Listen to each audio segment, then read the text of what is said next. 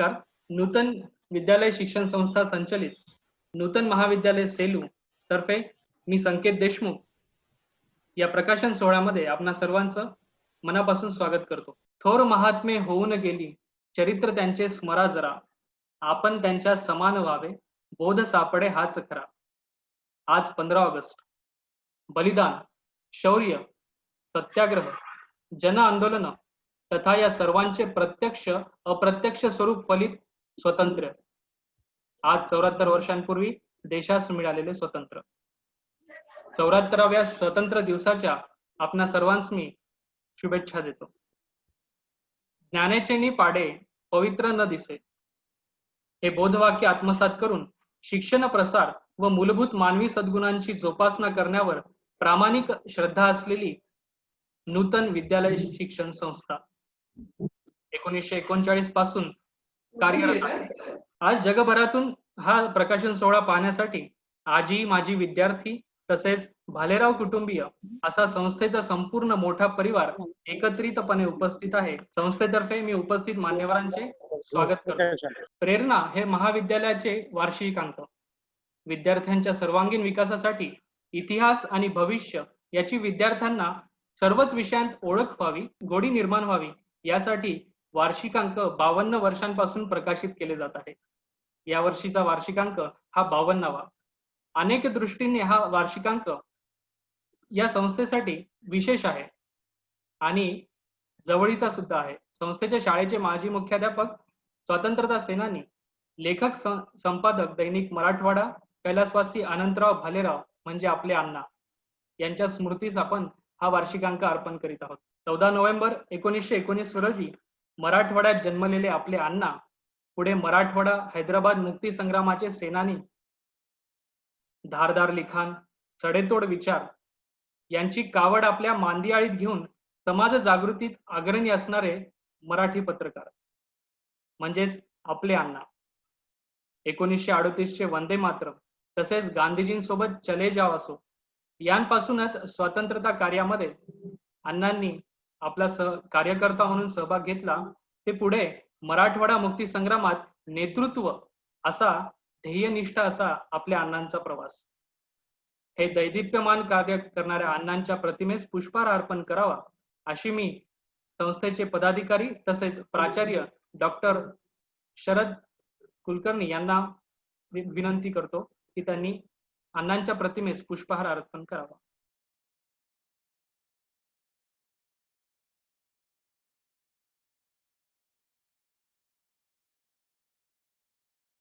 मी प्राचार्य डॉक्टर शरद कुलकर्णी यांना विनंती करतो की त्यांनी मान्यवर पाहुण्यांचे स्वागत आणि प्रस्तावना करावी. आदरणीय प्राचार्य शरद कुलकर्णी.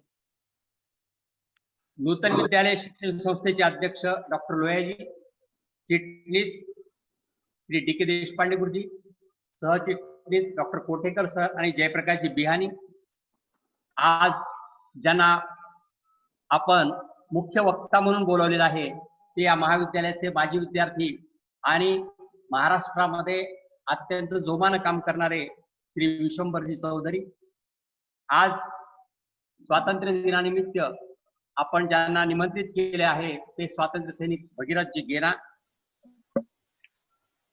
अण्णांचे दोन्ही सुपुत्र अरुणदादा आणि निशिकांतजी, ज्यांनी अण्णाच्या सगळ्या पुस्तकावर प्रचंड काम केलेलं आहे ते आमचे ज्येष्ठ मित्र संजीव कुलकर्णी, जे आज एका मृत्यूलेखाचं अण्णांनी लिहिलेल्या वाचन करणार आहेत ते आमचे मित्र आणि अभिनय सम्राट प्रकाश देवा. ज्यांनी हा अंक तयार केला ते आमचे मित्र सतीश कुलकर्णी आणि नयन भाराते.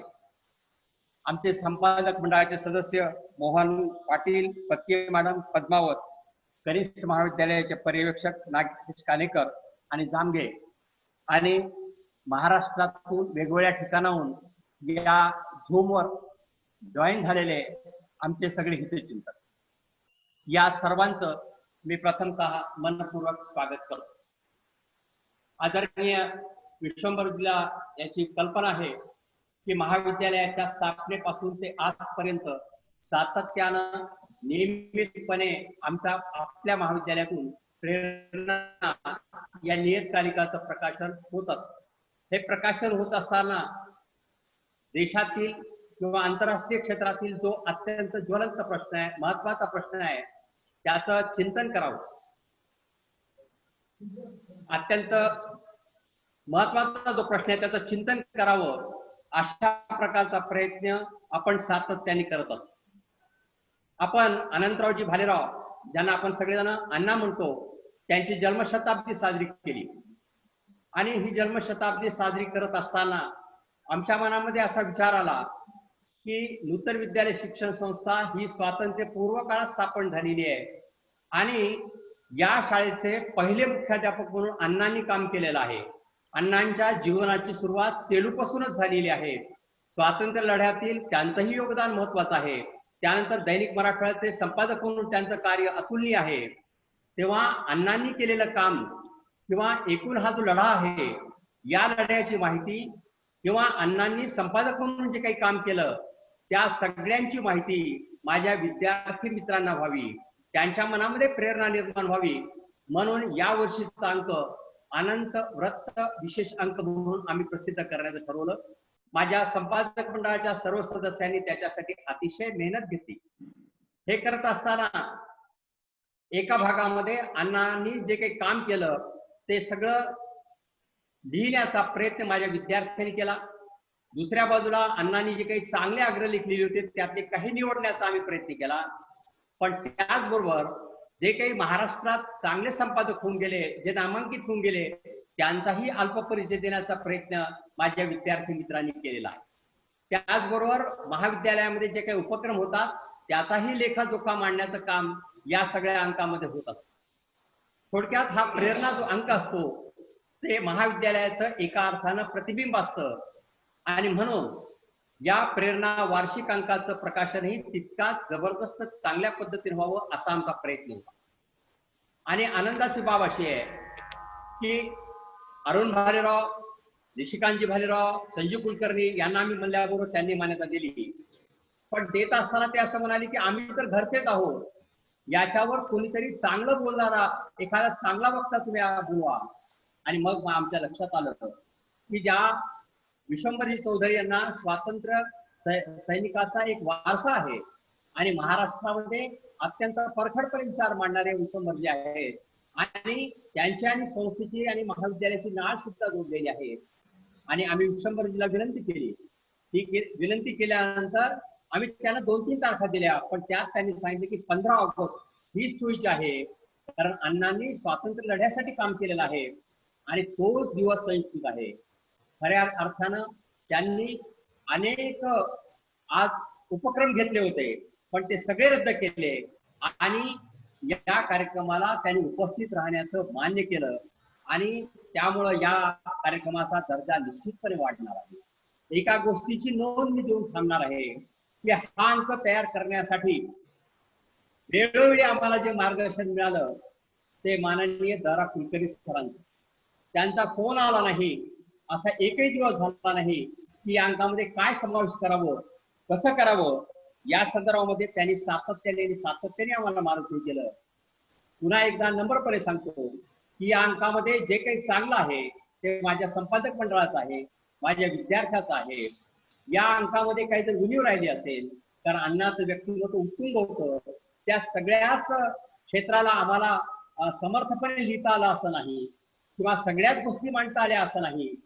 जे काही गुणीव असेल, जो काही न्यून असेल ते माझ्याकडे आहे असं मी मांडतो.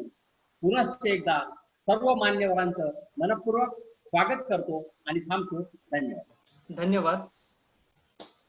मी मान्यवरांना विनंती करतो आणि प्राचार्य डॉक्टर शरद कुलकर्णी सर आणि इतर सर्व मान्यवरांना विनंती करतो की त्यांनी आपल्या हातामध्ये अनंत वृत्त विशेष अंकाचं प्रत घेऊन प्रकाशन करावे.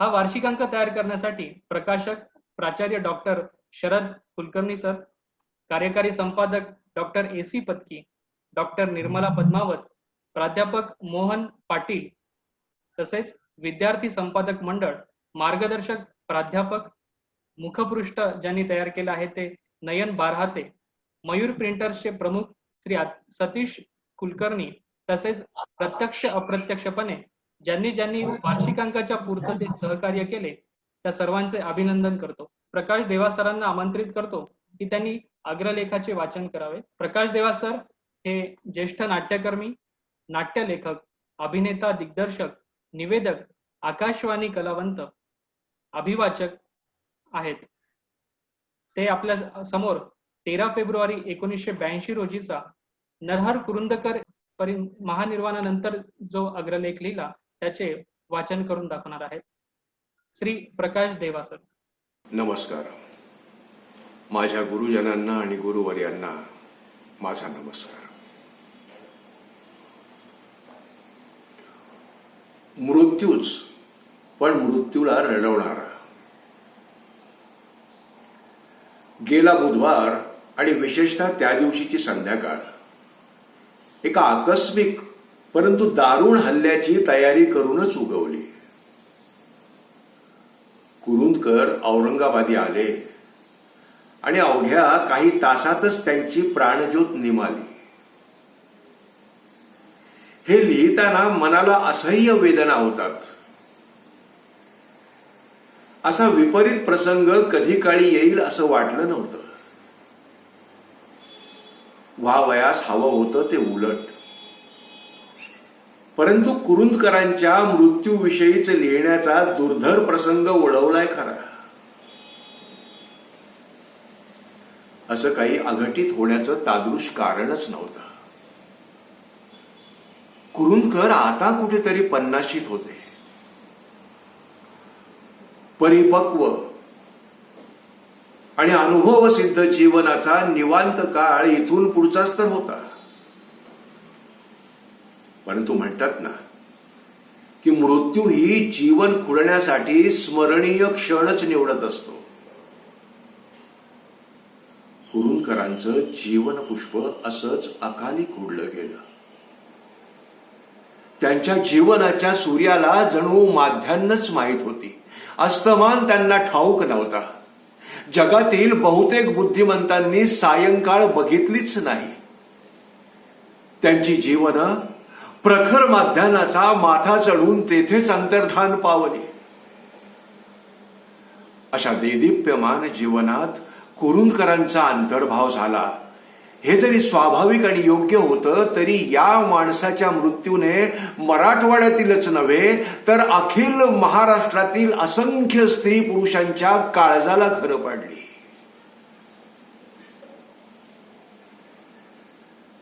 जन्म मृत्यू आपण नित्यच बघत असतो. सुखदुःखाचे कढही अनुभवत असतो. परंतु मृत्यूचा एवढा निष्ठुर आणि कठोर घाला यापूर्वी कधीही पाहिला नव्हता. कुरुंदकरांचं प्राणोत्क्रमण झालं त्या क्षणापासून त्यांचं पार्थिव गोदावरीच्या काठावर अग्नीच्या स्वाधीन होईपर्यंत अक्षरशः शेकडो आबाल वृद्ध स्त्री पुरुषांना ढसाढसा रडताना, हंबरडे फोडताना, मूर्छित होताना, एकमेकांच्या अंगावर कोसळताना बघितलं आणि काळजानं ठावच सोडलं.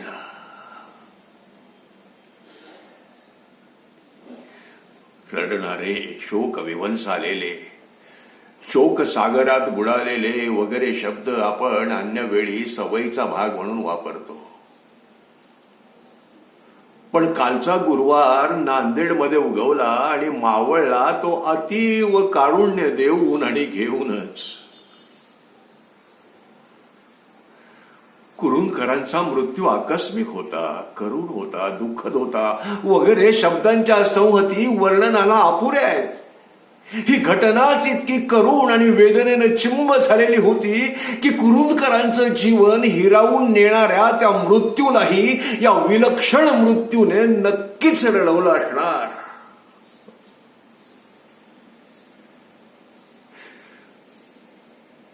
कोणीतरी आपल्या हृदयाची काढघाल करतंय असा विलक्षण अनुभव येतोय. या सर्वांचं तात्पर्य एवढंच की कुरुंदकर आपणातून गेले, ते आता परत कधीच दिसणार नाहीत. कुरुंदकरांचा मृत्यू अनेकांच्या जिव्हारी लागला. त्याचं कारण असं की या माणसाला अनेकांनी आपल्या डोळ्यादेखत लहानाचा मोठा होताना बघितलं.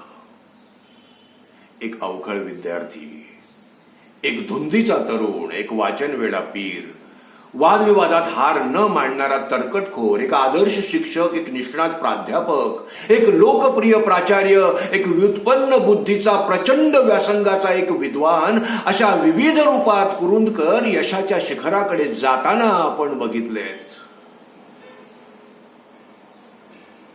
त्यामुळे या माणसाशी मराठवाड्यातील परिवाराचेच नव्हे तर महाराष्ट्रातील अनेक जाणत्या माणसांचे घट्ट ऋणानुबंध जोडले गेले. आपल्या आयुष्यात आपल्याला जे साधलं नाही ते आपल्याबरोबर इतर कुणीतरी करून दाखवावं यात परोक्ष असेल, पण जे अलिप्त समाधान लाभत असतं तसं कुरुंदकरांच्या बाबतीत झालं.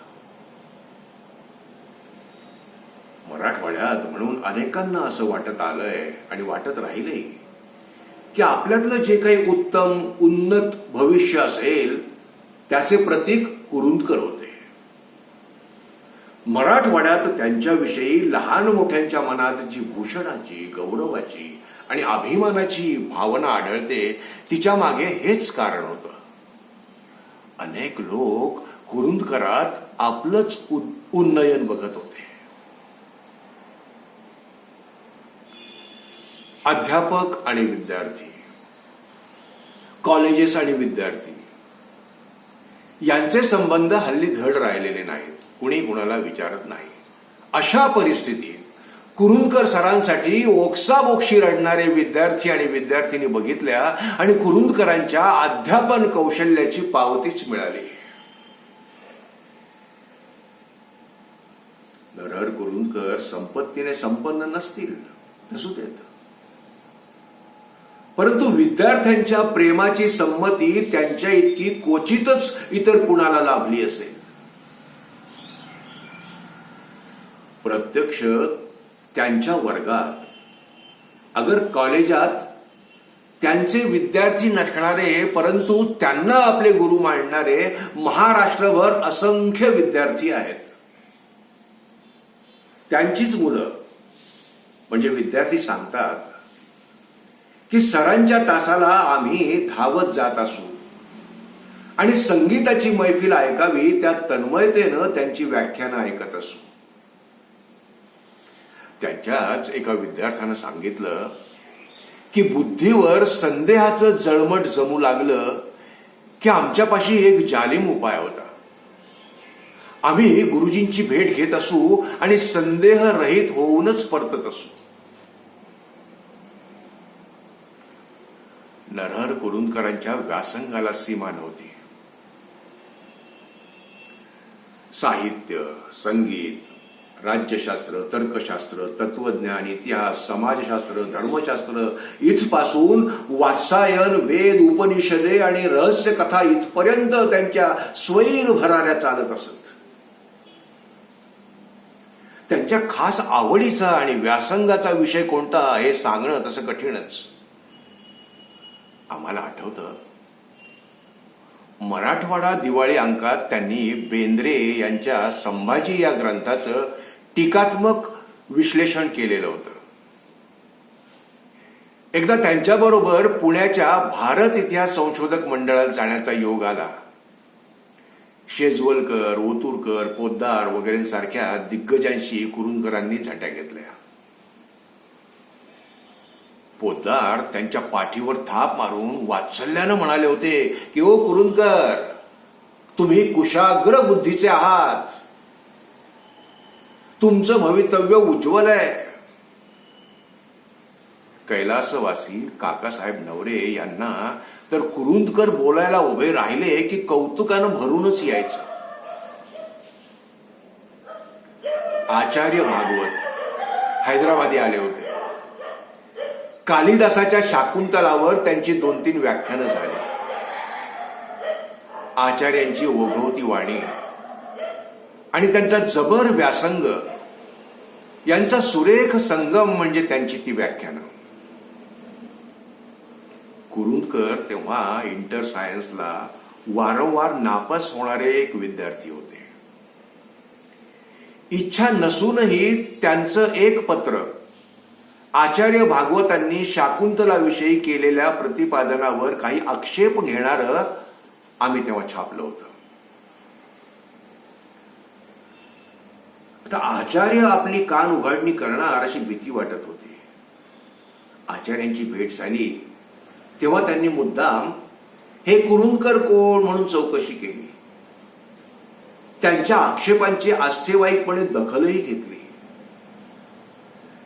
नंतर कुरुंदकरांनी बंगाली कादंबरीकार शरद बाबूंवर लिहिलं, पुढे लोकायतवर लिहिलं. मग शिवाजीचा त्यांनी खास अभ्यास केला. पंडित नेहरू, मौलाना आझाद यांच्याविषयीची त्यांनी विस्तारानं लिहिलं. मुस्लिम धर्माविषयीचं त्यांचं परखड विवेचन महाराष्ट्रभर गाजलं. हमीद दलवाई यांना कुरुंदकरांचा फार मोठा बौद्धिक आधार वाटायचा. सौंदर्यशास्त्र आणि वाङ्मय हे तर त्यांचे नित्य अभ्यासाचे विषय बनले. महाराष्ट्रातील पहिल्या दर्जाचे समीक्षक म्हणून ते लवकरच ख्याती पावले. कुरुंदकरांच्या व्युत्पन्न बुद्धीची चमक आणि त्यांच्या बौद्धिक व्याप्तीचं दर्शन अगदी अलीकडेच घडलं. भामती प्रकाश या नावाचा ग्रंथ महामहोपाध्याय यज्ञेश्वर शास्त्री कस्तुरे यांनी लिहिला. मूळ भामती प्रकाशवरचं हे भाष्य. विषय अत्यंत कठीण. या पुस्तकाचा प्रकाशन समारंभ पंढरपुरी झाला. तर महाराष्ट्रात या विषयाचे व्यासंगी बोटावर मोजण्या एवढे. वरखेडकर, तर्कतीर्थ, धुंडा महाराज आणि यांच्या बरोबरीला नरहर कुरुंदकर प्रकाशन समारंभाचे एक मुख्य वक्ते होते. असा जबरदस्त त्यांच्या बुद्धीचा, व्यासंगाचा आणि अभ्यासाचा आवाका होता. खूप विषयांवर त्यांच्या चिंतनानं आणि अभ्यासानं परिपक्वता धारण केली होती. महाभारताचं त्यांचं खास आकलन होतं. कमल पुष्पाच्या पाकळ्या एक एक करून उमलत जाव्यात आणि प्रकाशाला उन्मुख होऊन संपूर्ण पुष्प रेषेरेषेनं प्रफुल्लित व्हावं, अगदी तसं फुलणं चालू असतानाच कुरुंदकरांची जीवन यात्रा संपली. एकाच व्यक्तीत अनेक नात्यांचं संमेलन व्हावं, तसं कुरुंदकरांचं विलक्षण व्यक्तिमत्व होतं. अर्ध्या वाटेवरूनच हा दमदार सवंगडी, सुहृद, चिंतक, अभ्यासक आपल्यातून जावा, मन विदीर्ण करणारी ही घटना आहे. कदाचित असंही असेल की इतक्या अप्रूप संपन्न जीवनाचं आपणच जतन करावं, या विश्वासानं मृत्यूने कुरुंदकरांना उचललं असेल.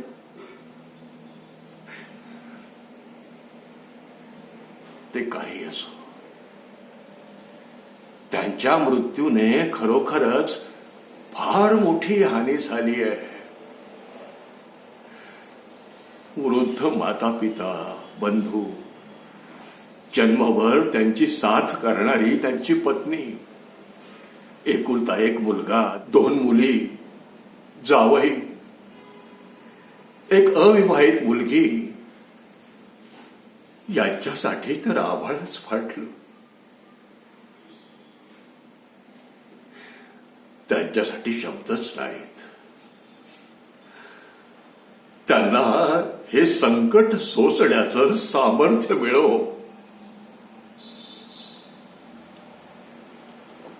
धन्यवाद. भाषिक कौशल्य, अलंकार प्रचूर आणि हृदयस्पर्शी लिखाणांसाठी अण्णांना आपण ओळखत असत. पाकिस्तान कुणी तोडले, ते पावसा तुझा धर्म कोणता, मृगाने बहार केली, असे सर्वच विषय अण्णांच्या लेखणीत दिसून येतात. त्यांच्या लिखाणात समर्पक असे वाचन केल्याबद्दल श्री देवा सरांचं मी अभिनंदन करतो आणि आभार मानतो. माननीय श्री दरा कुलकर्णी माजी चिटणीस नूतन विद्यालय शिक्षण संस्था सेलू यांना मी आमंत्रित करतो की त्यांनी शुभेच्छापर भाषण इथे द्यावे. श्री दरा कुलकर्णी हे नूतन महाविद्यालयाचे संस्थापक प्राचार्य आहेत. पूज्य स्वामी रामानंद तीर्थांचं तेजस्वी ध्येयवाद, अण्णांचा विशुद्ध धर्मनिरपेक्ष संवेदनशील देवत्व आणि सेलू शहराचे शिल्पकार श्रीरामजी भांगडिया यांच्या विधायक कार्यातील उपासना या गुणांचा स्वीकार करून त्यांनी स्वतःला संस्कारित करून घेतला आहे. महाविद्यालयाच्या प्रेरणा या वार्षिकांकात सलग 25 वर्षे आपले मनोगत वेळोवेळी व्यक्त करून त्यांनी दिलेले आहे. त्यांनी पुढील अंकाची दिशा निश्चित केली. पुढील काळात त्यांनी दाखवलेल्या मार्गानेच प्रेरणाची वाटचाल चालू आहे. हे अभिमानास्पद सांगावंसं वाटतं. आदरणीय दरा कुलकर्णी सर. ऑनलाईन उपस्थित मान्यवर, 2020च्या स्वातंत्र्य दिनी मी राष्ट्रध्वजाला वंदन करून आपणा सर्वांचे अभिनंदन करतो. या महाविद्यालयाच्या स्थापनेच्या 52व्या वर्षात या महाविद्यालयाचा पहिला प्राचार्य म्हणून स्मरणपूर्वक मला या प्रसंगी शुभेच्छा पाठविण्याची संधी दिली त्याबद्दल आपणा सर्वांचे हार्दिक आभार. या विशेषांकासाठी आपल्या संस्थेपासूनचे आधारस्तंभ राहिलेले कैलासवासी अनंत भालेराव यांच्या जन्मशताब्दीच्या वर्षाच्या निमित्ताने काढलेल्या विषय अंकाचा त्यांचा सेलूशी असलेला ऋणानुबंध, त्या काळातील आठवणी यांना उजाळा मिळेल असा विश्वास वाटतो. श्री अनंतरावांना सर्वजण आपुलकीने अण्णा म्हणून संबोधतात. त्यांचा माझा ऋणानुबंध 1952 पासून जुळला तो त्यांच्या कुटुंबियांची आज तागायत कायम आहे. त्यांची सेलू बद्दलची आत्मीयता त्यांच्या या विविध भाषणातून व लेखनातून जाणवते. त्यांच्या एका लेखाचे शीर्षक सेलू एक सामूहिक पुरुषाचे गाव असा आहे. आपल्या या संस्थेच्या सुवर्ण महोत्सवी काळ संस्थेच्या हीरक महोत्सवी समारंभासाठी ते प्रमुख पाहुणे. त्यावेळी त्यांनी संस्थेविषयी व सेलू विषयी गौरवोद्गार काढताना येथील वातावरण व संस्थेचा विस्तार बघून यापुढे येथेच राहावे असे वाटते असे ते म्हणाल्याचे मला आठवते. अशा आदरणीय अनंतरावांना त्यांच्या जन्मशताब्दी वर्षानिमित्त त्यांच्या जीवन कार्य व सेलू शहराबद्दलच्या आठवणींना पुनर्जीवित करणाऱ्या विशेषांकामुळे नवीन पिढ्यांना या संस्थेच्या स्थापनेतील एक महत्त्वाचे भागीदार आणि मुख्याधक म्हणून काम केलेले प्रकाश टाकून अवगत केल्याचे समाधान मिळेल. स्वातंत्र्याची प्रेरणा घेऊन 1942च्या भारत छोडो आंदोलनात सहभागी होण्यासाठी अनंतरावांनी या संस्थेचा राजीनामा दिला. त्यांच्या राजीनामा त्यांच्याच हस्ताक्षरात संस्था कार्यालयात उपलब्ध आहे. हे राजीनामा पत्र अत्यंत बोलके असून त्यांची ध्येयनिष्ठा आणि संस्थेप्रती आस्था दर्शविते. दैनिक मराठवाड्याचे जुंजार संपादक ज्येष्ठ स्वातंत्र्य सेनानी श्री अनंतरावांच्या अनंत आठवणी या प्रसंगी मन दाटून आल्या आहेत. या जुन्या ऋणानुबंधांच्या आठवणींना हा प्रेरणेचा विशेषांक शब्दबद्ध करीत असताना आपण सर्वांना एक नवी प्रेरणा व स्फूर्ती देईल असा मला विश्वास वाटतो. आपल्या महाविद्यालयाच्या प्रेरणा या वार्षिक अंकाने आत्तापर्यंतच्या वाटचालीत आगळे वेगळे स्थान निर्माण करून नाविन्यपूर्ण अंक प्रकाशित केले आहेत. या विशेषांकाने आणखी भर घालून एका वेगळ्या उंचीवर नेऊन ठेवले आहे. या प्रेरणेच्या विशेषांक प्रकाशन प्रसंगी आपल्या महाविद्यालयाचे विद्यमान प्राचार्य, त्यांचे सहकारी आणि संपादक मंडळ अभिनंदनास व कौतुकास पात्र आहेत. या विशेषांक प्रकाशन सोहळ्यात माझ्या हार्दिक शुभेच्छा. धन्यवाद.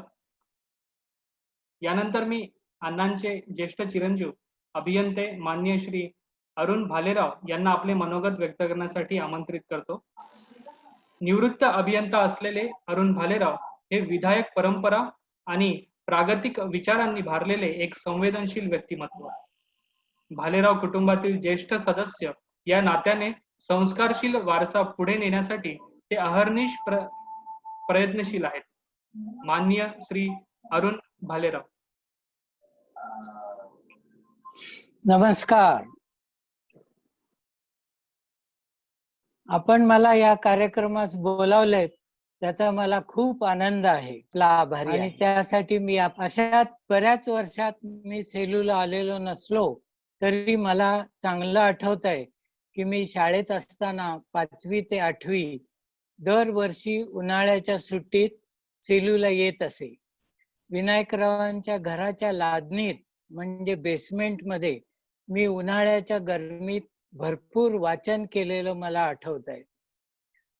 अमेरिकेत माउंट रशमोर इथे एका डोंगरावर 4 राष्ट्राध्यक्षांचे चेहरे कोरलेले आहेत. ते एक प्रसिद्ध प्रेक्षणीय स्थळ आहे. पण सेलूला प्रत्यक्ष डोंगरा एवढी माणसं होऊन गेलेली आहेत. मला आज त्यांची प्रकर्षाने आठवण होते. गडगडाटासारखे बोलणे आणि हसणे असणारे भांगडी आजी, गणिताचे प्रसिद्ध गुरुजी असलेले गोविंदराव गुरुजी, सोनाजी कुलकर्णी, मनोहर कुलकर्णी आणि DR कुलकर्णी तर हैदराबादला आमच्या घरीच होते.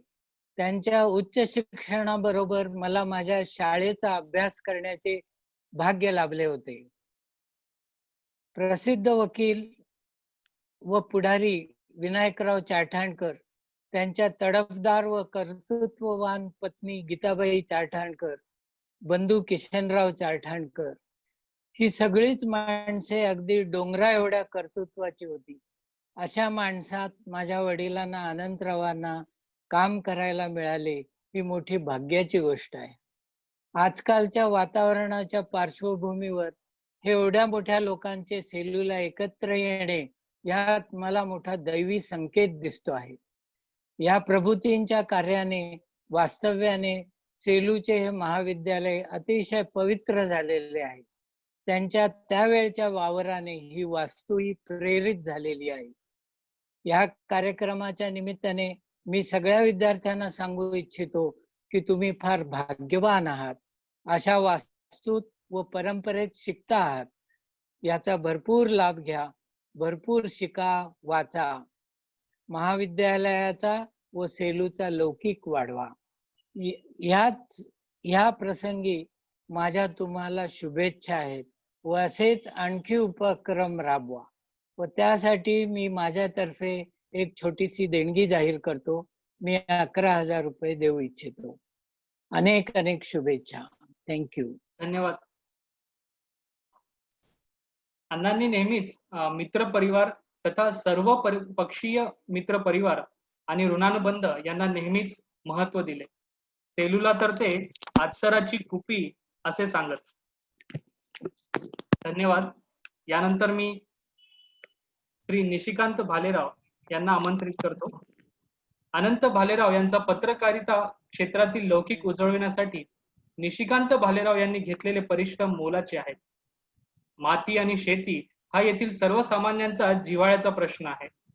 हे ओळखून त्यांनी शेतकऱ्यासाठी मराठी भाषेतील पहिले दैनिक सुरू करण्याच्या सकाळ माध्यम समूहाच्या ॲग्रोवन या दैनिकाचे संपादक पद भूषविले. माननीय श्री निशिकांत भालेराव. नमस्कार. मी निशिकांत भालेराव पुण्याहून सेलूच्या नूतन महाविद्यालयामार्फत जो वार्षिकांक प्रकाशित होतोय त्या समारंभात सहभागी होतोय. मला खूप आनंद आहे की नूतन महाविद्यालयाच्या प्रेरणा या विशेषांकाने यावर्षी अनंत भालेराव यांच्या जन्मशताब्दी वर्षाच्या सरत्या काळामध्ये हा वार्षिक अंक विशेष अनंत वृत्त या नावाने एक विभाग करून प्रकाशित केला जातोय किंवा केला आहे. मगाशी आपण सगळ्यांनी प्रकाशन केलं त्याचं. नव्या तंत्रज्ञानाचा फायदा घेऊन सेलूच्या नूतन महाविद्यालयाने या लॉकडाऊनच्या काळामध्ये हा जो उपक्रम केला त्याबद्दल खरं म्हणजे भालेराव कुटुंबियांतर्फे कृतज्ञताच मी व्यक्त करतो. नूतन महाविद्यालय ही संस्था मराठवाड्यामध्ये एक आपला दर्जा उंचावर नेऊन आजवर यशस्वीपणे सांभाळत आली आहे. फक्त शिक्षण नाही तर चरित्रवान विद्यार्थी घडवण्याचं कामसुद्धा या संस्थेने केलं. आणि या संस्थेमध्ये सुरुवातीच्या काळामध्ये स्वातंत्र्यपूर्व काळात अनंतराव तिथे शिक्षक म्हणून होते 5 ते 6 वर्ष. आणि त्यामुळे सेलूविषयी आणि नूतन महाविद्यालय या संस्थेविषयी भालेराव कुटुंबियाला नेहमीच आत्मीयता वाटत आली आहे. आणि त्याचं दुसरं कारण म्हणजे या संस्थेमध्ये आमचा दत्ता मामा ज्याला आम्ही म्हणतो म्हणजे द.रा. कुलकर्णी हे अनेक वर्ष प्राचार्यपद सांभाळत होते आणि त्यांनी या संस्थेचा वेलू गगनावरी नेला आहे असं म्हणायला पाहिजे. आणि आत्ताचे सुद्धा जे शरद कुलकर्णी प्राचार्य आहेत ते सुद्धा याच मुशीतून तयार झालेत. तर तशी ही आमचीच संस्था अशी आम्ही नेहमी मानत आलो आहे.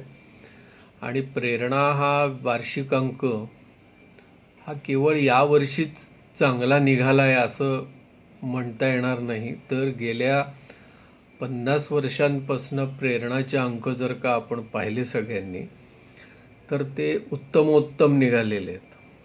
का म्हणजे मराठवाडा दिवाळी अंकाला जशी चांगल्या दर्जेदार साहित्याची परंपरा आहे, विषयांची परंपरा आहे, तशी परंपरा प्रेरणा या वार्षिक अंकाने जोपासलेली आहे.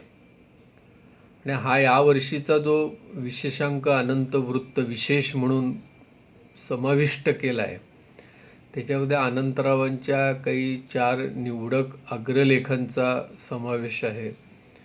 नंतर माझी आणि माझा भाऊ अरुण भालेराव यांना त्यांच्या वडिलांचं जे दर्शन झालं आहे त्याची पण मुलाखतीतून इथे मांडणी केली आहे विद्यार्थ्यांनी. प्राचार्य शरद कुलकर्णी यांनी पण त्यांच्या मुलाखतीतून त्यांच्या भावना अनंतरावांच्या विषयी व्यक्त केल्यात. आमच्या दत्तामामांनी पण इथे त्याला जो एक आत्मीयता आहे त्याच्या ज्या आदरयुक्त भावना आहेत अनंतरावांच्या विषयीच्या त्या पण त्यांनी योग्य शब्दामध्ये इथे त्याच्या मुलाखतीतून व्यक्त केल्या आहेत आणि त्या अंकामध्ये उमटलेल्या आहेत.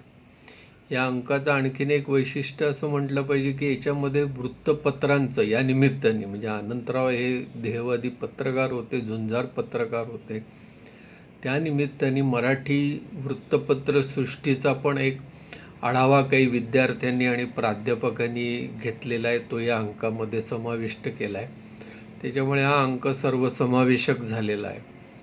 आणि मला एक महत्त्वाचं असं वाटतं की अनंतरावांच्या जीवनामध्ये ज्या महात्मा गांधींना महत्त्वाचं स्थान होतं आणि ते स्वतःला जे गांधीवादी म्हणून घेत होते आणि होते ते खऱ्या अर्थाने गांधीवादी, त्या महात्मा गांधींच्या विषयी त्यांनी कावडमध्ये जो एक लेख लिहिला होता की गांधी आमचा कोण लागतो, हा लेख जो आहे तो नेमका इथे समाविष्ट केला आणि त्याच्यामध्ये शेख मुनीर म्हणून जे आहेत लेखक त्यांनी या लेखाच्या निमित्ताने अनंतरावांना गांधीविषयी काय वाटत होतं त्याच्या पण भावना व्यक्त केल्यात.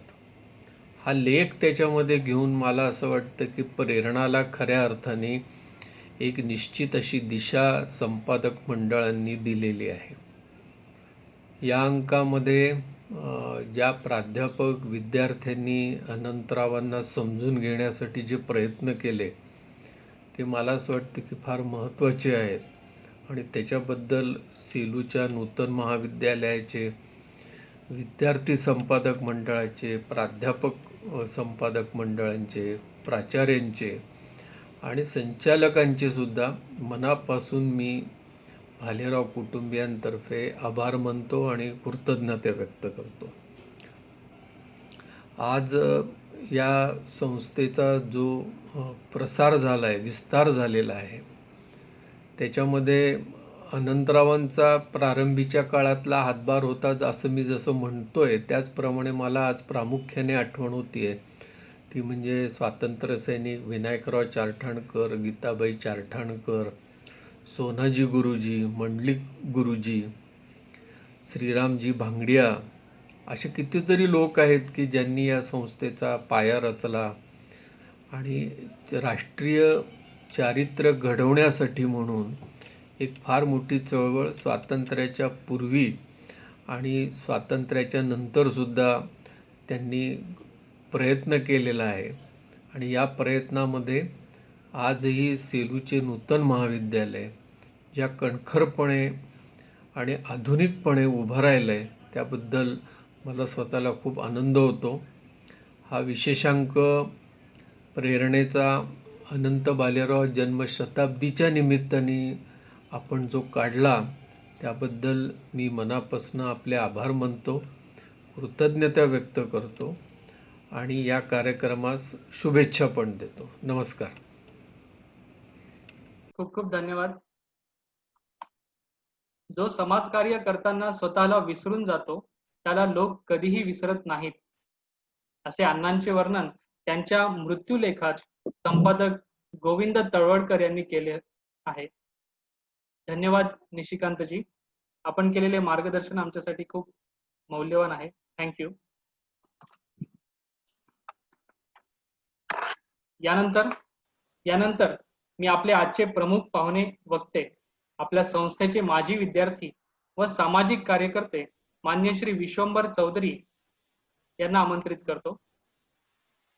नूतन परिवार आणि सेलू परिवाराशी असलेले आपले नाते कायम जपणारे, तसेच 2011 रोजी अण्णा हजारे आणि इतर संघटना प्रेरित लोकपाल आंदोलन, मेधा धाटकर प्रणित राष्ट्रीय समन्वय समितीत 10 वर्ष कार्यरत, तसेच ज्यांना आपण विविध जन आंदोलनांमध्ये तथा राजकारण, समाजकारण, धर्म आणि धर्मनिरपेक्षता, विविध मतवाद, राष्ट्रवाद आणि अनेक विषयांवर 300हून अधिक व्याख्यानांमध्ये विविध समाज तसेच प्रसार माध्यमातून ऐकले आहे, असे पर्यावरण आघात मूल्यांकन विषयात PhD असलेले आजचे आपले प्रमुख वक्ते श्री विश्वंभर चौधरी यांना मी आमंत्रित करतो.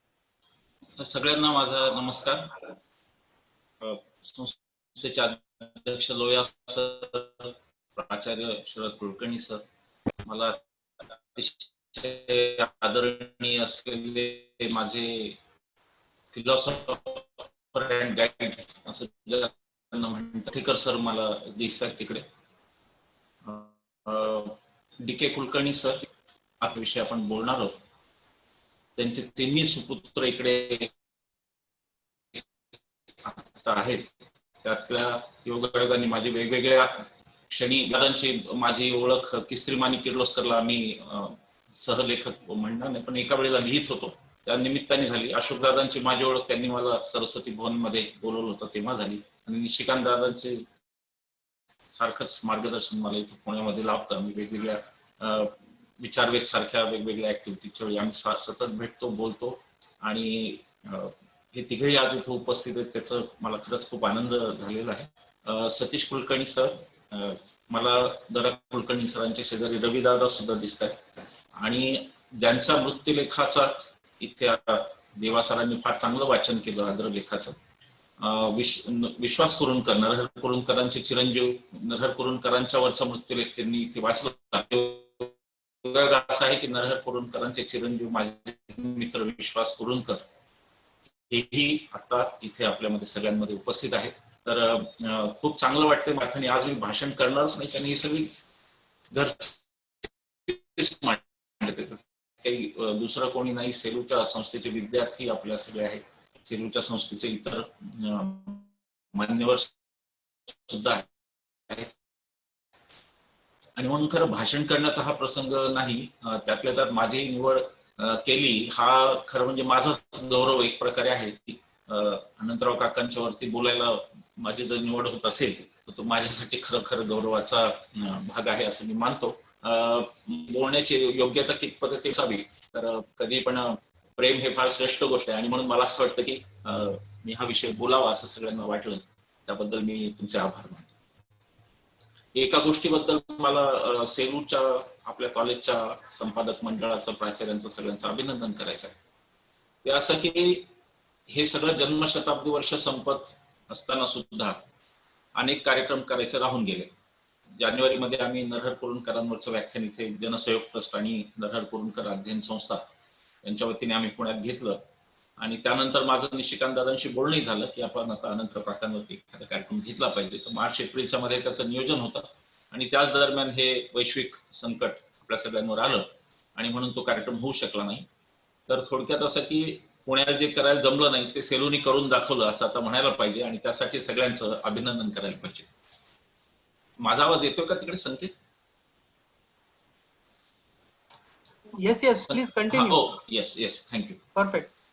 तर मला असं वाटतं की हे काम मोठं काम होत आहे, कारण की स्मरण आणि जागरण त्याचं झालं पाहिजे. ही माणसं एवढी मोठी होती की सतत त्यांचं स्मरण झालंच पाहिजे आणि अशा प्रसंगी जन्मशताब्दी वर्षात ते व्हायलाच पाहिजे. त्याचं कारण की ते एका अर्थाने त्यातही आपला स्वार्थ असतो की त्यांच्या विचारातून आपल्याला दिशा मिळत असते आणि त्यामुळं ते स्मरण खूप आवश्यक आहे. ते स्मरण या अंकाच्या निमित्ताने होत आहे. मला जरी वेळेचं बंधन नाही असं सांगितलेलं असलं तरी मी काही खूप श्रोत्यांचा अंत पाहणार नाही. साधारण 20 मिनिटात मी माझं भाषण संपील असं मी म्हणतो आता तरी. तर या अंकात काय तिथपासून थोडी सुरुवात केली पाहिजे. या अंकामध्ये अत्यंत उत्कृष्ट अशा मुलाखती, विद्यार्थ्यांचे लेख आहे. मुलाखतींमध्ये शरद कुलकर्णी सरांची मुलाखत आहे, दरा कुलकर्णी सरांची मुलाखत आहे, ज्यात त्यांनी सेलूतल्या आठवणी, फार हृदय अशा आठवणी रंगवलेल्या आहेत. कौटुंबिक पातळीवरच्या, घरगुती वैयक्तिक स्वरूपाच्या आठवणी त्यांनी खूप चांगल्या सरांनी रंगवलेल्या आहेत. निशिकांत दादांची मुलाखत आहे, त्याच्यातून आपल्याला खूप वेगळे अनंतराव भालेराव दिसतात.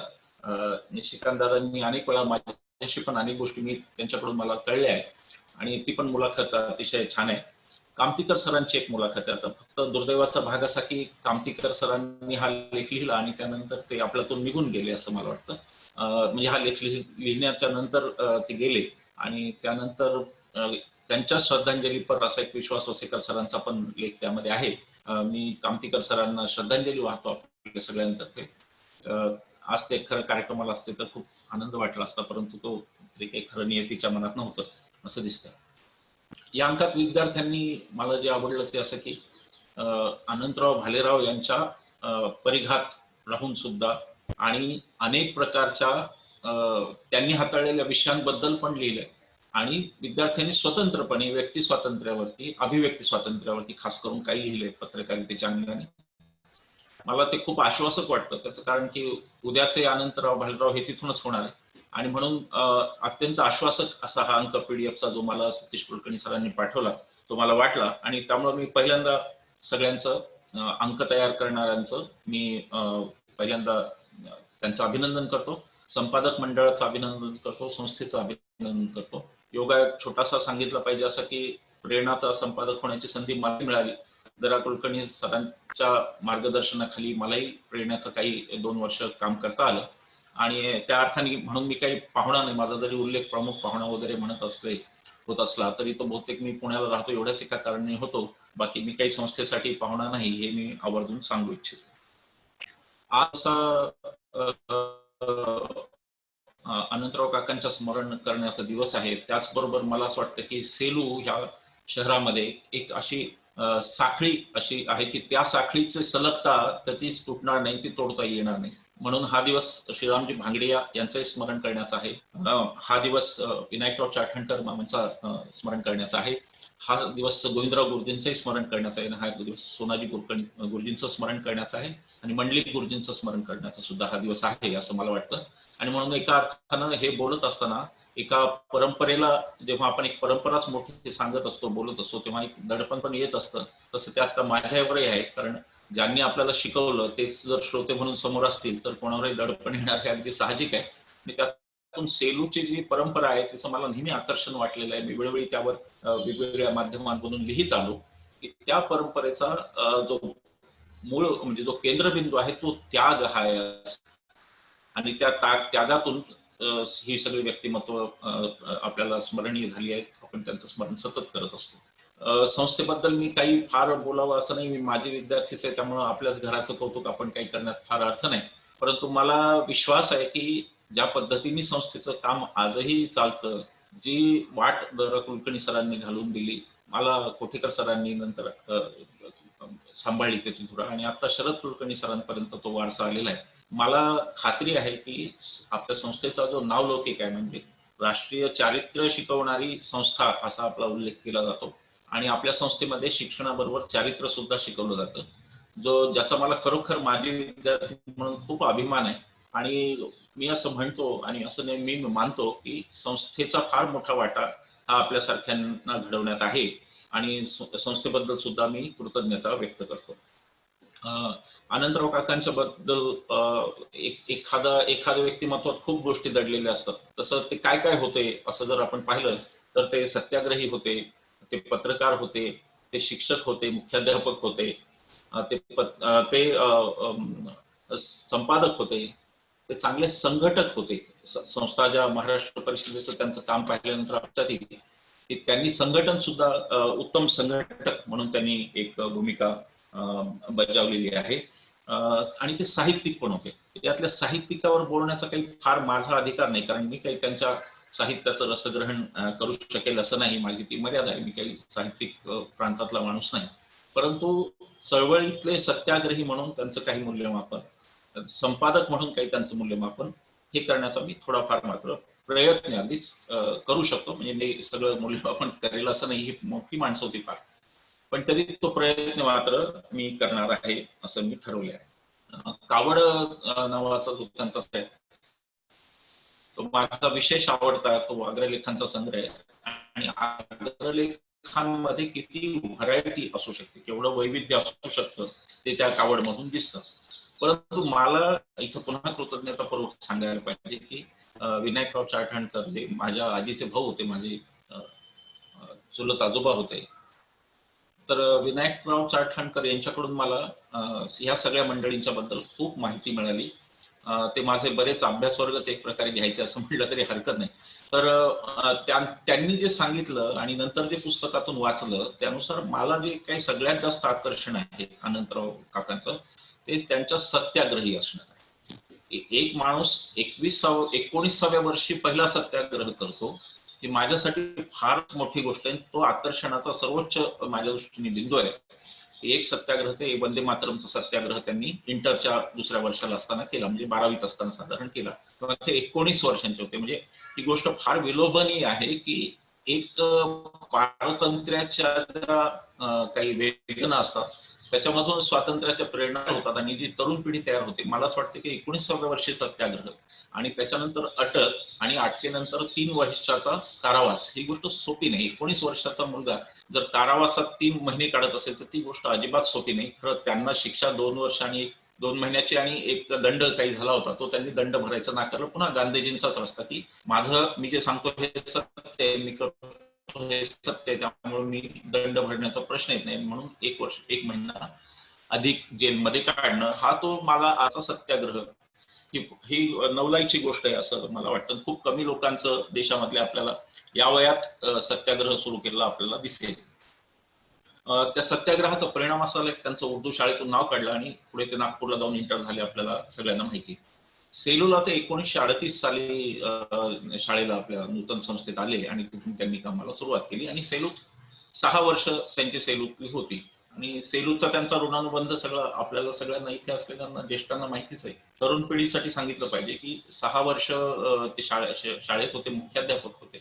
आणि या 6 वर्षात त्यांचं एका अर्थाने सेलू ऋणानुबंध अशासाठी म्हणायचा की त्यांचं करिअर इथूनच सेलूत सुरू झालं आणि त्यांचं लग्न सुद्धा सेलूलाच झालं.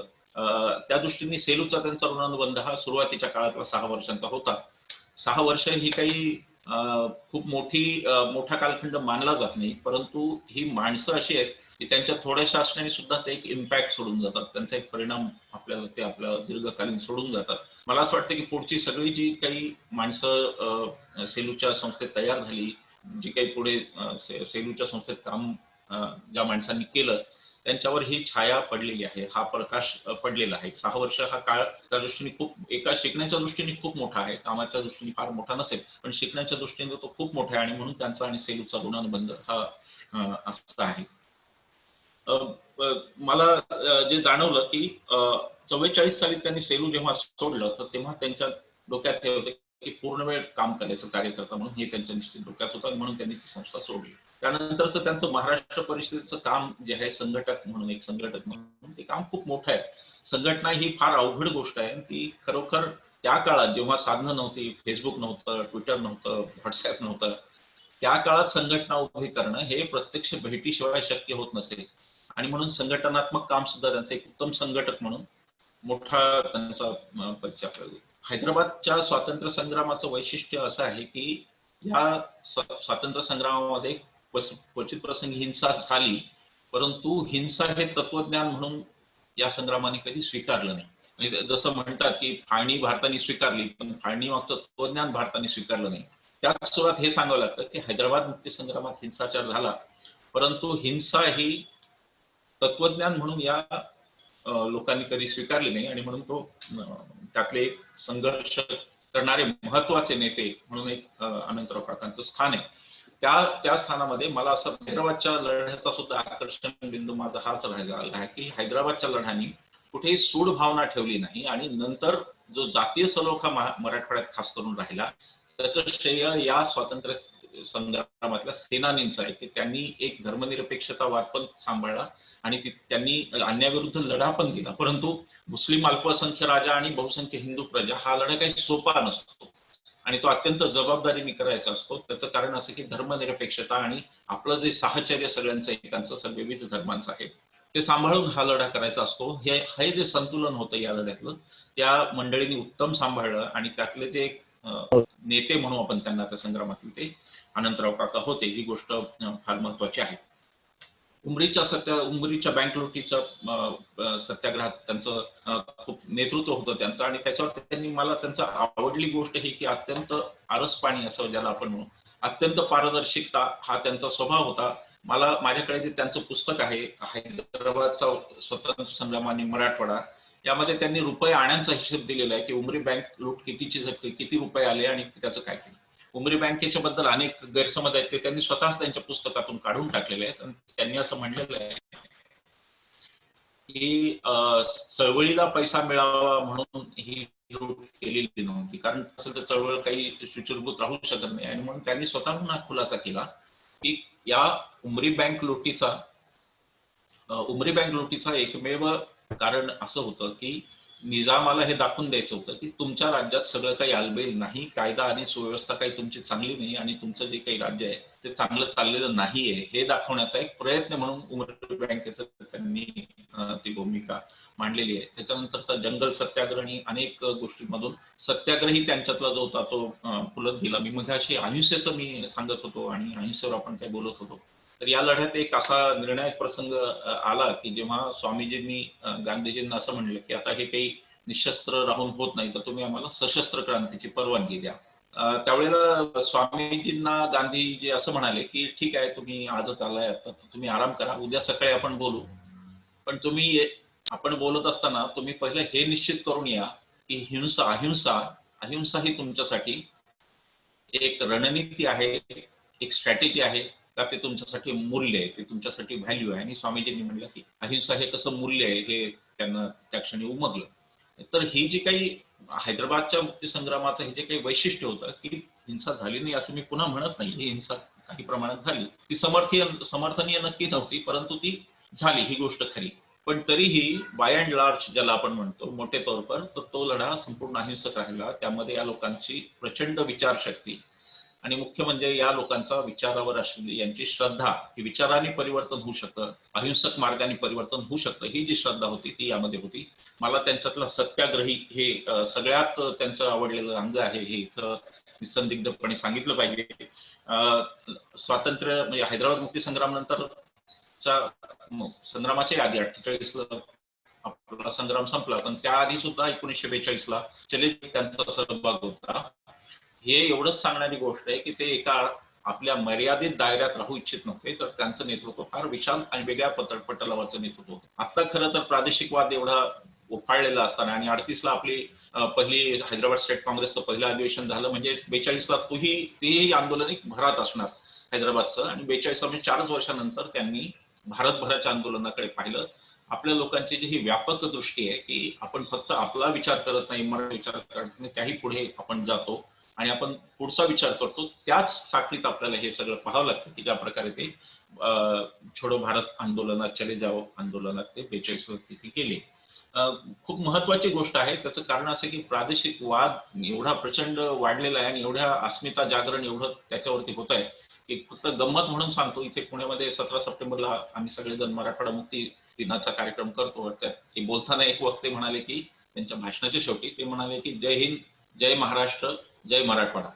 तर मी त्यांना असं म्हणलो की तुमच्या तालुक्याचं आणि जिल्ह्याचं नाव सुद्धा घ्यायचं राहिलं, कारण आपण किती संकुचित व्हायचं हे आपण ठरवलं पाहिजे. तालुक्याचं नाव घ्यायचं का आपण विनोबांच्या सारखं जय जगत म्हणायचं, हा मुद्दा खरंच महत्वाचा असं मला वाटलं.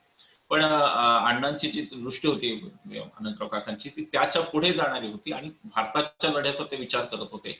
मला असं खात्रीने वाटतं की स्वामी रामानंद तीर्थ असोत, गोविंदभाई श्रॉफ असोत किंवा अनंतराव भालेराव असोत, या मंडळींना जर कदाचित ह्या लढाईत हे जर कदाचित गुंतले नसते तर ही मंडळी देश पातळीवर ची लढाई हे आपल्याला नक्की दिसली असते, कारण हा चळवळ हा यांचा प्रांतच होता, सत्याग्रह हा यांचा मुळात विचारच होता. पण कदाचित मराठवाड्याच्या लढ्यात गुंतवून ठेवल्यामुळे आणि त्यांनी तो कदाचित स्वार्थ त्यागही केला की त्यांना राष्ट्रीय पातळीवर संधी असताना ते आपल्या भागासाठी मराठवाड्यासाठी लढले, निजामाविरुद्धच्या लढाईत लढले. हे एक आपल्या भूमीचं आपलेपण आहे, आपल्या भूमीला आधी संरक्षित केलं पाहिजे ही पण गोष्ट आहे. आणि एका अर्थाने 42ला पुन्हा त्या राष्ट्रीय चळवळीत सहभागी होणं हे आपत्तीचं पण आहे, हे आपण पाहिलं पाहिजे. त्यानंतर आणीबाणीचा लढा पण ते लढले. आपल्याला सगळ्यांना माहिती आहे, काही तो जुना इतिहास नाही, मी काही तो सांगणार नाही परत सगळं. आणि मराठवाडा विकास आंदोलनात सुद्धा ते कायम अग्रस्थानी होते. मराठवाड्याच्या सगळ्या प्रश्नांमध्ये, बहुतेक सगळ्या प्रश्नांमध्ये त्यांच्या जर आग्रहांची मानदियाळी जरी आपण पाहिली तर आपल्या लक्षात येईल की शेतीपासून जवळपास प्रत्येक प्रश्नावर त्यांनी लिहिलेलं आहे आणि उत्तम लिहिलेलं आहे. एका अर्थाने ते विद्यापीठच येतात खरं म्हणजे पत्रकारितेचं, आणि हे मोठे मोठे पत्रकार मान्य करतात की अक्षरशः अनंतराव भालेराव हे विद्यापीठ होते या पत्रकारितेच्या क्षेत्रात. तर त्यांची जी डायव्हर्सिटी आहे, जी व्हरायटी, प्रत्येक विषय हाताळण्याची क्षमता आहे. आणि त्याचं कारण असं आहे की निशिकांत दादांनी मला वाटतं लिहिलंय त्यामध्ये की आग्रलेख त्यांनी कधी एकांतात बसून लिहिले नाही. ते काय आयव्हरी टॉवर मधले विचारवंत नव्हते की जे एकांतात बसून काहीतरी चिंतन करतात, तर ते माणसांमधले विचारवंत होते. निशिकांत दादांनी लिहिले की तुकड्या तुकड्यांनी आग्रलेख तयार व्हायचा, कोणाशी तरी बोलताना, कोणाशी तरी चर्चा करताना, ती पण कदाचित वेगवेगळ्या विषयांवरची असेल. कारण त्यांचं घर हे गाऱ्हाणी घेऊन जाण्याचं केंद्र होतं. म्हणजे मला या मंडळींचं नवल हे वाटतं की अगदी म्हणजे स्वामीजी असतील, गोविंदभाई श्रॉफ असतील, अनंतराव भालेराव असतील, अक्रू वाघमारे असतील, भाऊसाहेब वैशंपायन, किती नावं अनेक घेता येतील, सगळ्यांचीच नावं घेतली पाहिजे ठरवली. ही माणसं अशी आहेत की ज्यांच्या खांद्यावर डोकं ठेवून मराठवाडा निर्धास्त झोपू शकत होता, अशी ही माणसं आहेत. शंकरराव चव्हाण असतील नांदेडला, तिकडे ही माणसं अशी आहेत की ज्यांच्या खांद्यावर डोकं ठेवून मराठवाडा निर्धास्त झोपू शकत होता आणि मराठवाड्याने त्यांना कधीच स्वतःचा नेता म्हणून नेतृत्व त्यांच्याकडे दिलं होतं. त्या नेतृत्वाबद्दल मराठवाड्याच्या मनात कोणतीही संदिग्धता नव्हती आणि त्यांनीही मराठवाड्याचं हित कधीही डोळ्याआड केलं नाही. ही सगळी या माणसांची ही वैशिष्ट्य आहेत, हे आपल्याला लक्षात घेतलं पाहिजे. दुसरा भाग जो त्यांचा विश्लेषणाचा येणार आहे तो खरं त्यांचं पत्रकारितेच्या संदर्भात. त्यांचं पुन्हा सांगतो, त्यांचं विश्लेषण करावं एवढा मोठा मी नाही. मला फक्त जे दिसलं, की मला जे आताच्या या काळातल्या चळवळीतला एक कार्यकर्ता म्हणून मला जे दिसलं तेवढंच फक्त बोलण्याचा अधिकार असं मी म्हणतो आणि मानतो, आणि मी तेवढ्याच पुरतो बोलणार आहे. त्याचे आग्रलेख वाचताना खास करून हे मराठवाड्याची भूमिका एकेकाळी, आता मलाही खूप वेळा ते नॉस्टॅल्जिक वाटतं की आपल्याकडे मराठवाडा येणं हे म्हणजेच आपण एका राष्ट्रीय चळवळीत सामील आहोत असं वाटण्याचे ते दिवस होते. की अगदी कॉलेजमध्ये असताना सुद्धा जेव्हा मराठवाडा वाचायचा तेव्हा एक राष्ट्रीय भावनेने आपण प्रेरित व्हायचो की ही काहीतरी चळवळीतून आलेली गोष्ट आहे, हे काही कमर्शियल नाहीये, हे काही कमर्शियल अशा प्रकारचा हा पेपर नाहीये की जिथे काहीतरी जाहिराती छापून आणि वाटेल तशी चित्र छापून आणि राशी भविष्य छापून आणि आमका ज्योतिषाचं छापून अंधश्रद्धा वाढवून पुढे आलेला हा पेपर नाहीये. हे भावना आपल्याला सगळ्यांना होती आणि म्हणून मराठवाडा दैनिकाचं आपल्याला विशेष प्रेम होतं. आणि खरं मराठवाडा संपणं ही एक मराठवाड्यातल्या आपल्यासारख्या सगळ्यांसाठी अतिशय वेदनादायक गोष्ट होती. पण मराठवाड्याने जे दिलं आपल्याला, दैनिकांनी मराठवाड्याने जे दिलं आपल्याला ते अवर्णनीय आहे. त्यांनी आपल्याला विचार दिला असं मला वाटतं.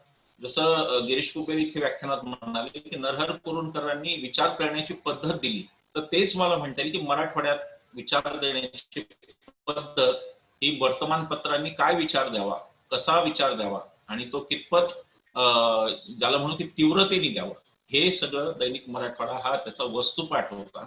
मराठवाड्याबद्दल कितीही बोललं तरी कमी आहे, जास्त बोलायला आज वेळ नाही. परंतु मी एवढंच सांगेन की मराठवाड्याची संपूर्ण वैचारिक भूमिका एकेकाळी दैनिक मराठवाडा हे मराठवाड्याचंच मुखपत्र होतं, मराठवाड्यातल्या सामान्य माणसाचा होता, आवाज होता. आणि सामान्य माणसाला जे जे म्हणायचं ते त्यामध्ये यायचंच का. चळवळींना बळ देणारा हा पेपर होता. इथल्या सगळ्या बंडखोर लोकांना, ज्यांना क्रांती पाहिजे, अशांना व्यासपीठ देणारा हे वृत्तपत्र होतं. मला इथं पुन्हा सांगायला अजिबात संकोच होत नाही की मी कॉलेजमध्ये असताना अगदी मराठवाडा पाहिला, वाचला, तसं वर्तमानपत्र माझ्या पाहण्यात पुढे आलेलं नाही हे मला निसंदिग्ध सांगितलं पाहिजे, कारण एक भूमिका घेऊन ते वर्तमानपत्र होतं. त्यानंतरचा भूमिकेचा काळ गेला आणि खूपच तटस्थ असण्याचा काळ आला की खरोखर पत्रकार हे तटस्थ असू शकत नाही, तटावर बसून ते लिहू शकत नाही, त्यांना मुख्य प्रवाहात यायला लागतं, त्यांना त्या मुख्य धारेत, त्या भोवऱ्यात उतरून त्यांना लिहावं लागतं. आणि म्हणून भूमिका घेणारी वर्तमानपत्र असताना झाली महाराष्ट्रातली, त्यात मराठवाड्याचा खूपच वरचा नंबर होता. आणि मराठवाडा हेही एक, दैनिक मराठवाडा हेही एक प्रकारे अनेकांसाठी विद्यापीठ होतं, हे सांगताना मला कुठलाही संकोच नाही. जो विचार जो मराठवाडा देत होता तो सर्वसमावेशक होता, तो धर्मनिरपेक्षतेचा होता, तो बंधुभावाचा होता. जर अगदीच एका वाक्यात वर्णन करायचं असलं तर भारतीय राज्यघटनेचं संक्षिप्त स्वरूप हे दररोज सकाळी आपल्याला चहाच्या वेळेला आपल्या घरात यायचं, त्या स्वरूपाचं नाव होतं दैनिक मराठवाडा. आणि त्या वाढवण्यात जो माणूस ज्यांनी अक्षरशः स्वतःच्या सगळी हयात म्हणून आपण किती घालवली आणि स्वतःची रक्ताचं पाणी केलं, ते होते अनंतराव भालेराव. हे त्यांचं मोठेपण आहे की अशा एका वर्तमानपत्राचे ते संपादक होते ज्यांनी मोडेल पण वाकणार नाही हे आयुष्यभर टिकवलं. मी नेहमी असं म्हणतो की पत्रकार आणि सामाजिक कार्यकर्ते यांना कायमस्वरूपी विरोधी पक्षातच राहिलं पाहिजे, त्यातच लोकांचं हित आहे. ज्या दिवशी पत्रकार आणि सामाजिक कार्यकर्ते हे राजकारण्यांच्या वळचणीत जाऊन बसतील त्या दिवशी त्यात जनतेचं हित नाही हे आपण नक्की लक्षात घेतलं पाहिजे. आणि ती जी भूमिका होती कायमस्वरूपी विरोधी पक्षाची, ती अनंतराव भालेरावांनी आपल्याला सगळ्यांना शिकवली. मी असं मानतो की जे वैचारिक संस्कार आज थोडेफार काही सरकारच्या विरोधात बोलण्याचे, सरकारच्या विरोधात काही कृती करण्याचे, आंदोलन करण्याचे जे होतात, ते मराठवाड्याच्या भूमीतल्या प्रत्येक माणसाला हे अनंतराव भालेराव सारख्यांचे अनेकांचे संस्कार आहे आणि त्यात अग्रगण्य ही माणसं होती हे मला सांगायला पाहिजे. एक उल्लेख तल्यार खानाचा मंत्रिपदाचा केलेला आहे निशिकांत दादांनी त्यांच्या की साखरेचा भ्रष्टाचार. साखर आता दुर्दैवाने असं झालेलं आहे की त्यावेळेसचे जे अग्रलेख लिहिले होते ते आता मंत्र्यांची नावं बदलून आजही जशा तसे छापता येतील अशी खरं आता परिस्थिती आहे.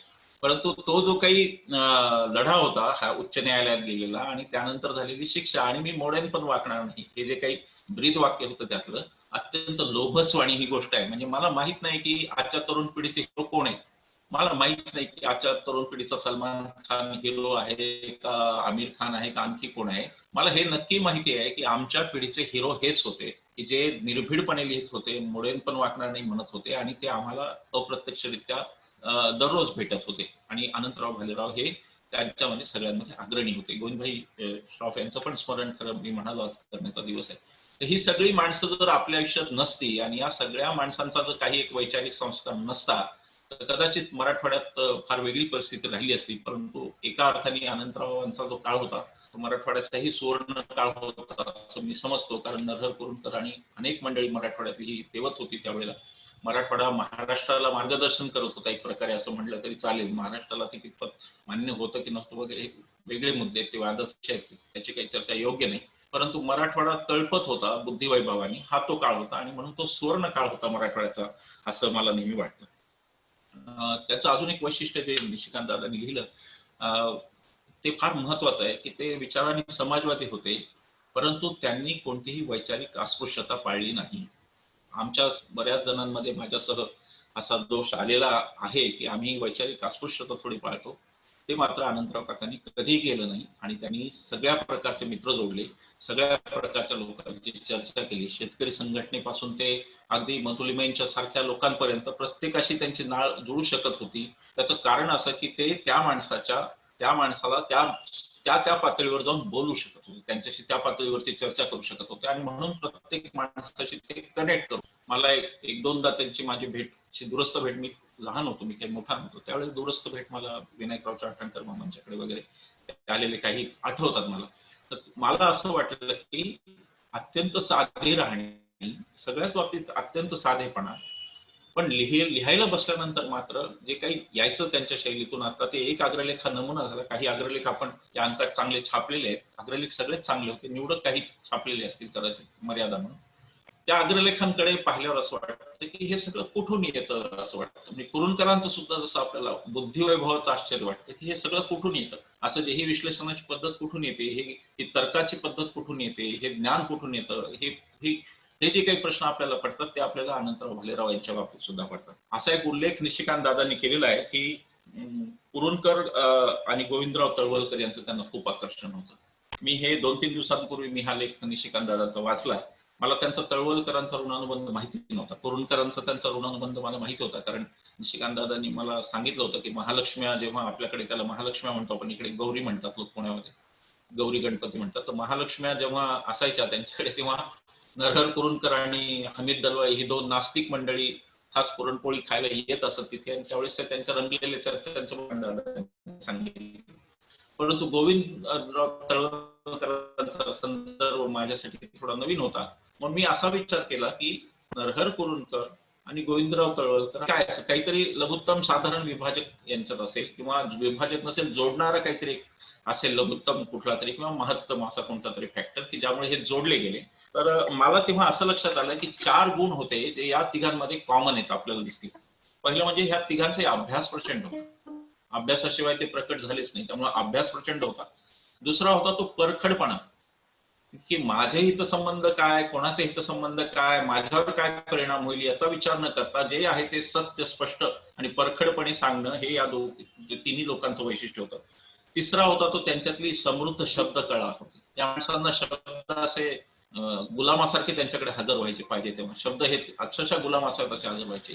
ती शब्दकळा तुम्ही बघा, त्या अग्रलेखांमधली ती शब्दकळा बघा. मला असं मी काही सगळे अग्रलेख त्यांचे वाचले नाही, किंवा तेव्हा काही माझं वय पण नव्हतं, पण जे नंतर कावड मधून किंवा नंतर जे काही अग्रलेख माझ्या वाचनात आले, तर इतकं कॅल्क्युलेटेड ते असायचं की मला असं वाटतं की एखाद्या वाक्यातला एखादा शब्द सुद्धा अशी जागा नसेल की तो कमी करावा किंवा जास्त करावा. जास्त केला तरी त्याचा इम्पॅक्ट बदलेल आणि कमी केला तरी बदलेल, एवढं संतुलित, आणि ज्याला आपण चपखल म्हणतो, चपखल शब्द योजना, ही या तिघांचे वैशिष्ट्य होतं, ही शब्दकळा. आणि चौथं होतं या लोकांचं, तिन्ही जणांचं वैशिष्ट्य, ते म्हणजे यांचं राजकीय आकलन फार उत्तम होतं. ते कोणत्याही राजकीय प्रवाहाशी खऱ्या म्हणजे मतांच्या अर्थाने, राजकारणाच्या अर्थाने जोडलेले नव्हते. त्यांचा विचार डावा होता, समाजवादी विचार होता, धर्मनिरपेक्षच विचार होता, परंतु मताच्या अर्थाने ते कोणत्याही राजकीय प्रणालीशी जोडलेले नव्हते. तरीही त्यांचं पॉलिटिकल अनालिसिस, राजकीय विश्लेषण तिघांचे अतिशय उत्तम होतं. आणि मला वाटतं की समानशील व्यसनेषु सख्यम असं म्हणतात, त्याप्रमाणे कदाचित हे चारही गुण त्यांच्यात एक सारखे होते, आणि म्हणून कदाचित तसं आपल्याला वाटत असेल की या तिघांचा जो संबंध होता त्या संबंधात तसं आपल्याला वाटू शकतो. बरंच काही खरं बोलता येईल, परंतु मी असं ठरवलं होतं की सत्याग्रही आणि पत्रकार या दोनच गोष्टींवरती बोलायचं, आणि म्हणून मी माझा दायरा त्याच्या पुढचा मर्यादित ठेवला. या माणसांच्या बाबतीतला आकर्षणाचा अजून एक बिंदू असा असतो की यांनी कधीही स्वतःचा विचार केला नाही, ते स्वच्या पुढे गेलेले होते. माझं काय होईल, माझं करिअर, म्हणजे ही मंडळी शिकलेली होती, त्या काळातही त्यांना उत्तम करिअर करता आलं असतं, परंतु जो विचार गांधी आंबेडकरांनी केला तोच विचार याही लोकांनी केला. आणि शिक्षणाच्या संधी, पुढच्या कुठल्याही गोष्टीने संधीच्या मागे न जाता या माणसांनी स्वचा त्याग करून हे फक्त समाजासाठी जगले असं आपण म्हणू शकतो. जी गोष्ट आजच्या काळात खूपच दुर्मिळ आहे की समाजासाठी घरदार वगैरे सगळं सोडून जाणं ही चेष्टेची गोष्ट नाही. दुसरं एक वैशिष्ट्य असं होतं, हैदराबाद मुक्ती संग्रामाचंच वैशिष्ट्य आपल्याला त्याला म्हणता येईल, ते वैशिष्ट्य असं होतं की या लढ्यातली जी माणसं होती ती कोणीही मोठ्या राजकीय घराण्यातली माणसं नव्हती, अत्यंत सर्वसामान्य कुटुंबातली ही माणसं होती. आणि ही ज्याला आपण आज फर्स्ट जनरेशन एंटरप्रेनर असं म्हणतो, की पहिल्या जनरेशनचे उद्योगपती हे जे म्हणतो आपण, तर ते हे फर्स्ट जनरेशन सोशल ऍक्टिव्हिस्ट होते की ज्यांच्या घरात काही सामाजिक सेवेचा वारसा असेलच असं नाही, परंतु ती पहिली जनरेशन आपोआप अशी तयार होत गेली, त्या अन्यायाच्या विरुद्ध ती तयार होत गेली. तर हैदराबाद मुक्ती संग्रामातलं ते त्यांचं काम जे आहे आणि त्या कामाची जी सलगता जर आपण पाहिली की हैदराबाद मुक्ती संग्राम, 42ची चळवळ, आणीबाणी, काही प्रसंगी इतर लोकांची आजचा दिवस काही कटू आठवणी काढण्याचा नाही, पण अनेक नामांतरासारख्या विषयावर मतभेद त्यांचे जाहीर होते, सगळ्यांचे नरहर करूनकरांचे मतभेद पण जाहीर होते. पण ही स्पष्ट बोलणारी, मोकळी बोलणारी माणसं होती, ही कावेबाज माणसं नव्हती, ही सरळ स्पष्ट जे काही ते स्वतःच सांगणारी माणसं होती. आणि मला काय म्हणायचंय हे निर्भीडपणे सांगण्याची हिंमत या लोकांमध्ये होती. बुद्धीशी स्वतःच्या फक्त प्रामाणिक राहणारी ही मंडळी आहेत, बाकी राजकीय त्यांचे संबंध किंवा ह्या सगळ्याच्या ती त्यांची कक्षाच नव्हती एका अर्थाने. ते खरं गेले असतं तर राजकारणात ही मंडळी फार उत्तम स्थिर झाली असती, परंतु ते त्यांच्या विचारांची कक्षा नव्हती आणि बुद्धीशी प्रामाणिकता, बुद्धिनिष्ठपणा हेच त्यांचं वैशिष्ट्य होतं. मला पुन्हा एकदा खूप आनंद वाटला की हे स्मरण आज आपण सगळे मिळून इथं करतोय. मला ह्या त्यांच्या स्मरणाचे जो शेवट आहे मला तो त्यांच्या मी करणार आहे.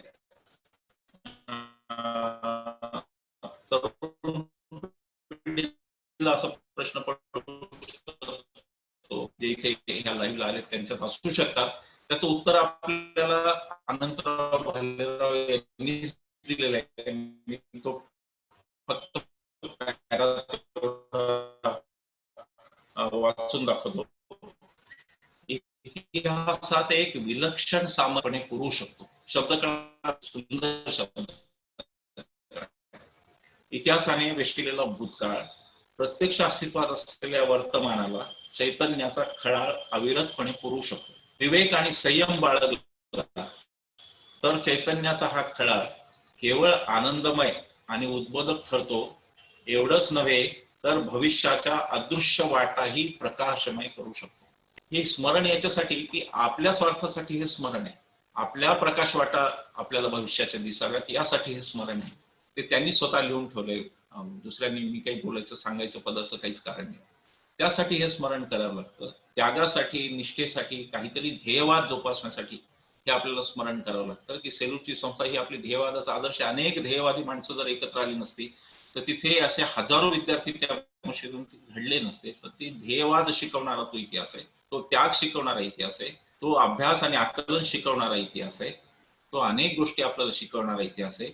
त्या इतिहासाचं स्मरण हे आपल्या स्वार्थासाठी करायचं.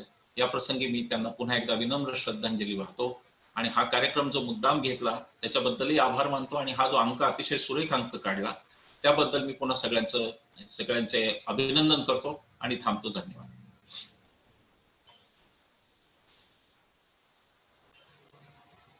धन्यवाद.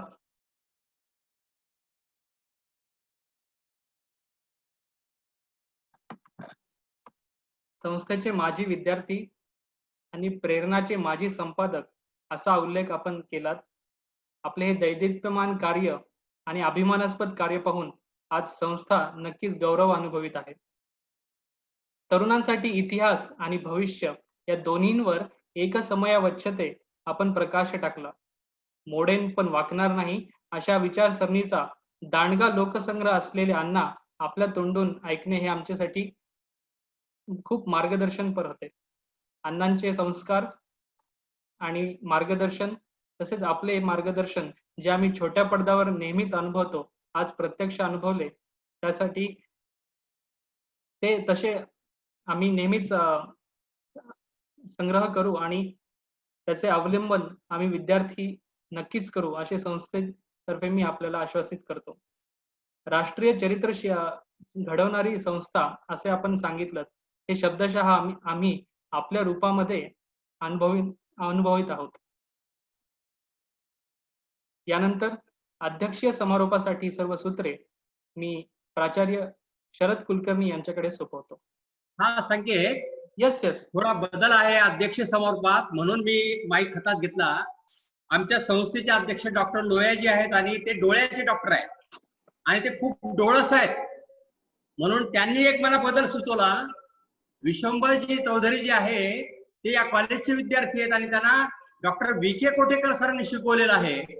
त्यामुळे लोयाजी असं म्हणाले की मी समारोप करण्यापेक्षा कोठेकर सरांनी करावा, आणि म्हणून मी कोठेकर सरांना विनंती करतो की त्यांनी अध्यक्षीय समारोप करावा. डॉक्टर व्ही के कोठेकर जे आमच्या संस्थेचे सहचिटणीस आहेत, माझ्या आधीचे प्राचार्य आहेत, आता संस्थेचा जो काही नावलौकिक वाढतो आहे त्यामध्ये त्यांचा सिंहाचा वाटा आहे, तेव्हा मी कोठेकर सरांना नम्र विनंती करतो की त्यांनी अध्यक्षीय समारोप करावा. या प्रेरणा वार्षिक अंकाच्या निमित्ताने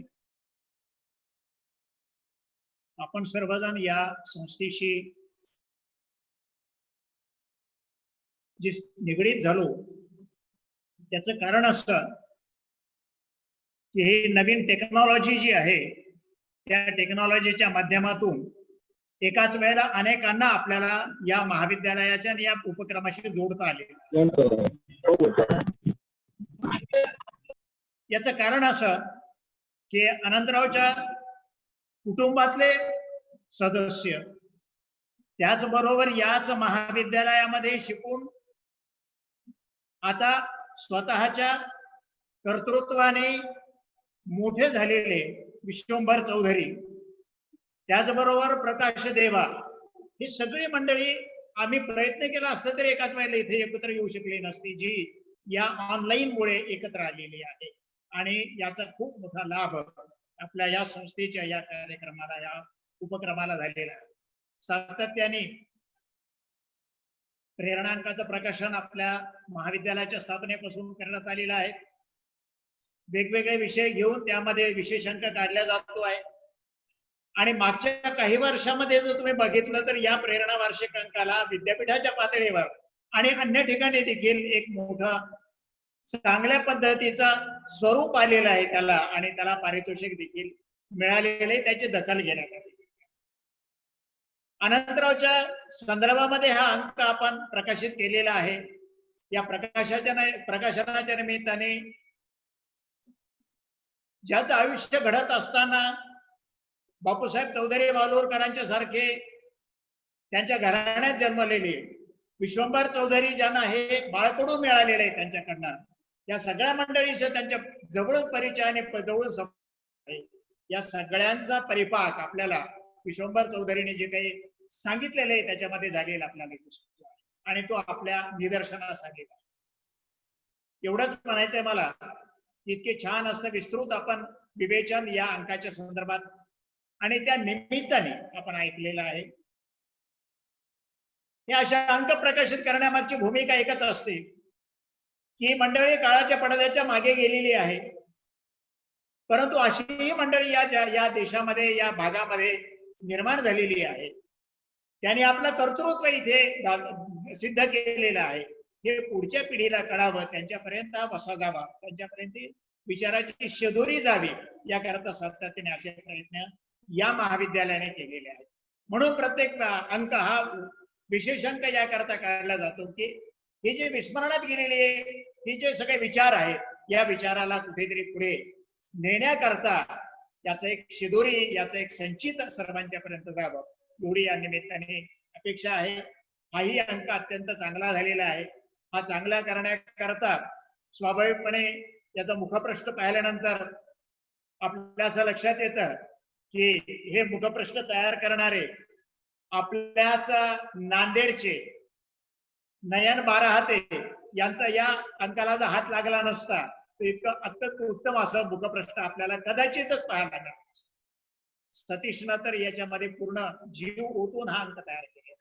याच महाविद्यालयाचे विद्यार्थी, माजी विद्यार्थी, त्यांनी याच्याकरता खूप प्रयत्न केलेला आहे. आणि मला विशेष उल्लेख करावा लागेल तो याच्याकरता, तो याचा की या महाविद्यालयात आज जे विद्यार्थी शिकत आहेत या विद्यार्थ्यांनी देखील खूप मेहनत घेतलेली, खूप कष्ट घेतलेले आहेत, अनेकांच्या मुलाखती घेतल्या आणि त्यातून हा अंक सिद्ध झालेला आपल्याला दिसतो आहे.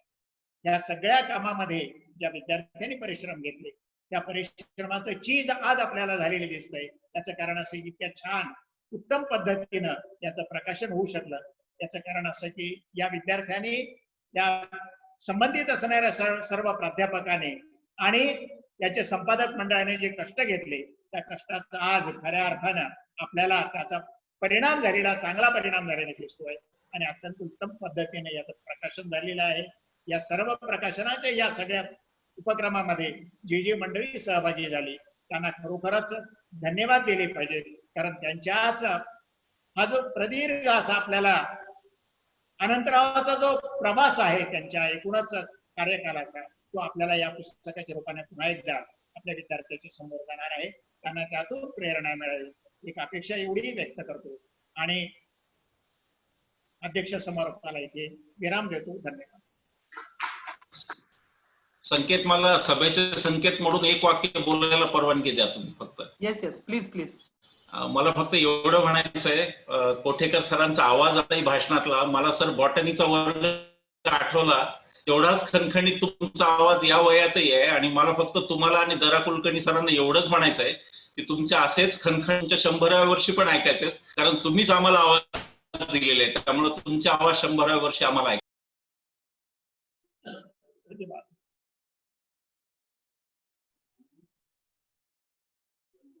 धन्यवाद. यानंतर मी पदकी मॅडम यांना आमंत्रित करतो. आभार प्रदर्शनासाठी. सर्वप्रथम सर्वांना स्वातंत्र्य दिनाच्या हार्दिक शुभेच्छा. नूतन महाविद्यालय सेलू तर्फे आयोजित प्रेरणा अनंत वृत्त विशेष प्रकाशन सोहळा, जो अण्णांच्या जन्मशताब्दी वर्षानिमित्ताचे औचित्य साधून संपन्न झाला, या प्रकाशन समारंभासाठी कार्यक्रमाचे अध्यक्ष म्हणून लावलेले कोठेकर सर तसेच संस्थेचे अध्यक्ष डॉक्टर लोया सर यांचे महाविद्यालयातर्फे तसेच संपादक मंडळातर्फे हार्दिक आभार. प्रमुख वक्ते म्हणून लाभलेले माननीय डॉक्टर विश्वंभर चौधरी, माजी विद्यार्थी तथा सामाजिक कार्यकर्ते, ज्यांनी अण्णांच्या कार्याचा समग्र आढावा अतिशय सुंदर शब्दात व्यक्त केला, त्याबद्दल महाविद्यालयातर्फे तसेच संपादक मंडळातर्फे त्यांचे आभार. माननीय श्री दरा कुलकर्णी सरांनी या वार्षिक अंकात शुभेच्छा दिल्या, त्याबद्दल त्यांचे आभार. त्यांचे आभार नाही, त्यांचे आशीर्वाद आम्हाला असेच भेटत राहावे ही सदिच्छा. तसेच माननीय श्री अरुण भालेरावजी, माननीय निशिकांत भालेराव बंधू यांनी मनोगत व्यक्त केले, त्याबद्दल त्यांचे विशेष आभार. आदरणीय अनंतराव भालेराव यांच्या अग्रलेखाचे वाचन अतिशय सुंदर पद्धतीने हृदयस्पर्शी भावस्पर्शी वाचन ज्यांनी केले ते श्री प्रकाश देवा सर यांचे आभार. या अंकासाठी विशेष मेहनत ज्यांनी घेतली ते आमचे मयूर प्रिंटर्सचे डायरेक्टर सतीश कुलकर्णी सर, तसेच या मुखपृष्ठ अतिशय कल्पकतेने तयार केलेत त्यांचे ते नयन बारहाते सर यांचे आभार. या कार्यक्रमाचे सूत्रसंचालन करणारे श्री संकेत देशमुख सर, तुमचेही आभार. महाविद्यालयाचे प्राचार्य डॉक्टर शरद कुलकर्णी सर, ज्यांनी आम्हाला वेळोवेळी मार्गदर्शन केले, त्याबद्दल त्यांचेही आभार. हा वेबिनार यशस्वी होण्याकरता ज्यांनी खरोखरच मेहनत घेतली आणि सहकार्य दिले असे ढेकळे सर आणि त्यांचे सर्व सहकारी यांचे देखील आभार. या वेब प्रकाशन सोहळ्यासाठी उपस्थित नागरिक, प्राध्यापक, शिक्षक, शिक्षकेतर कर्मचारी यांचे देखील आभार. आणि अध्यक्षांच्या वतीने हा वेब प्रकाशन सोहळा संपन्न झाला असे जाहीर करते. धन्यवाद. कार्यक्रमाच्या पूर्वी स्वातंत्र्य सैनिक भगीरथजी गेना यांचे चंद्रशेखर मुळावेकर यांनी स्वागत केले. या ठिकाणी कार्यक्रम संपला असे मी जाहीर करतो. Thank you so much. धन्यवाद.